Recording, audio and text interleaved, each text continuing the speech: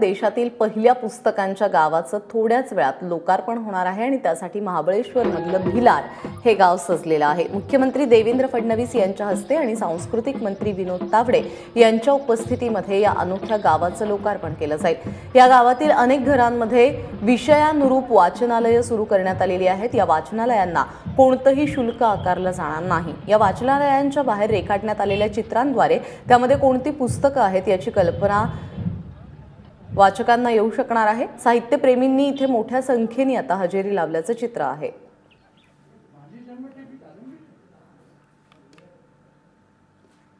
आणि इथे जमलेल्या साहित्यिकांशी संवाद साधला आमच्या प्रतिनिधीने।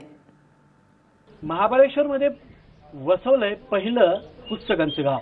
या पुस्तकांच्या गावाचा आज लोकार्पण सोहळा आहे। या सोहळ्यामध्ये सहभागी होण्यासाठी राज्यभरातले लेखक, साहित्यिक आणि वाचक मोठ्या संख्येने या परिसरात आलेले आहेत। या गावासंदर्भात आपण काही लेखक, साहित्यिकांकडून माहिती जाणून घेऊया। आपल्या सोबत आहेत लेखक डॉक्टर अरुण फडके यासह अन्य लेखक आहेत। आपण त्यांच्याकडून जाणून घेणार आहोत।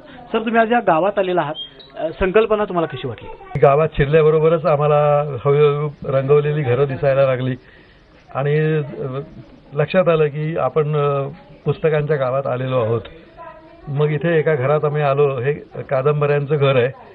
इथे सगळ्या प्रकारच्या कादंबऱ्या ठेवलेल्या आहेत आणि बाजूची भिंत रंगवलेली आहे। आता असंच वेगळी वेगळी घरं बघायला जाणार आहोत। डॉक्टर गौरी मोहलीकर आहेत, आपण त्यांच्याशी बातचीत करणार आहोत। कसं वाटलं एकूणच गाव आणि संकल्पनेसंदर्भात काय? खूपच छान आहे।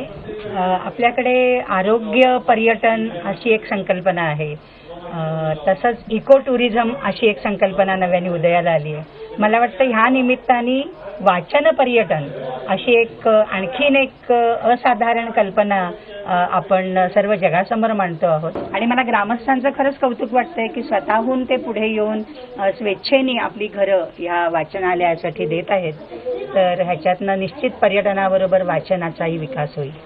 लेखक, दिग्दर्शक आणि अभिनेते म्हणून आपण ज्यांना ओळखतो ते अभिनव भडकमकर सुद्धा इथं आहेत। आपण त्यांच्याकडून जाणून घेऊया कसं वाटलं सर तुम्हाला हे गाव आणि काय सांगाल? पुस्तक हे जीवनाच्या प्रत्येक अंगाशी जोडून घेणं फार महत्त्वाचं आहे आणि पर्यटनाशी पुस्तक जोडल्यामुळे तो खूपच एक वेगळ्या प्रकारचा अनुभव आहे। म्हणजे एक लेखक म्हणून मला इतकं छान वाटतंय सकाळपासून की इथे कादंबरीच्या सेक्शनमध्ये मी बसलेलो आहे। लोक येतात, कादंबऱ्या चाळतायत, प्रश्न विचारतायत, गप्पा मारतायत।